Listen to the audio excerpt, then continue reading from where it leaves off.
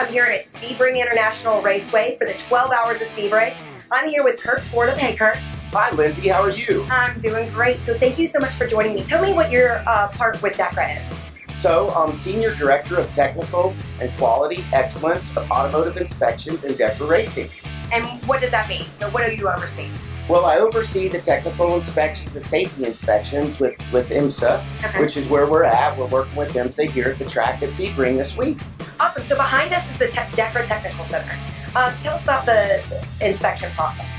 So it's quite interesting. It's very immense to start with, and the technical inspections we do really Thursday, Friday.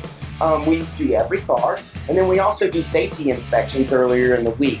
The process starts by simply bringing the car in, checking weight and measurements and that sort of thing. Excellent. So the safety process is first. Tell me what happens during that. What are you looking for? So in the safety process, we go out and we're ensuring that the seat belts are within date, they have the proper manufacturer, the seat is within date, proper manufacturer again. We look at all the lights in the car, make sure that they're working and operational in case, they need to, if it rains or whatever. So, because they can get very downpours, it's hard to see, right? So we just ensure that they have everything and all the equipment and that they can be safe. And specifically with the fire extinguishers, it's extremely important. So we make sure that in case a fire happens or they get in an accident, that they can go back home with their families.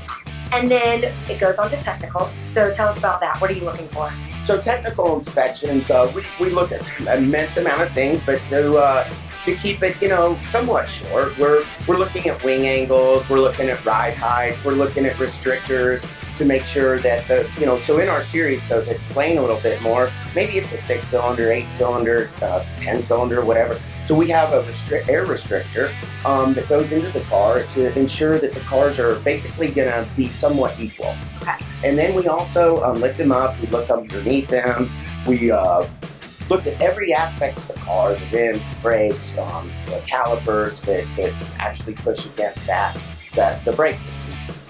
Awesome. And so what happens when the car passes? When the car passes, it goes to race. Awesome. That's the awesome thing. And quite honestly, we're here as to help the teams. That we're not here to make sure that they don't race. We're actually here to make sure they do race. And it's critically important that we help them, find the right technical standard within IMSA and the WeatherTech series to do that. And if they fail? If they fail, what we'll do is we'll let them obviously go and repair it and then come back and we'll look at it again and again and again until it gets right, as I said, because we want them on the track. So why is this whole process so important?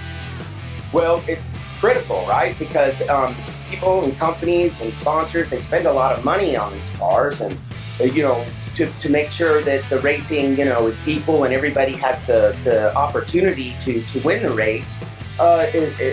That's really why we do it, and to make sure the standards are all the same. So from one car to the other car, each point is hit exactly the same and nothing skipped or missed.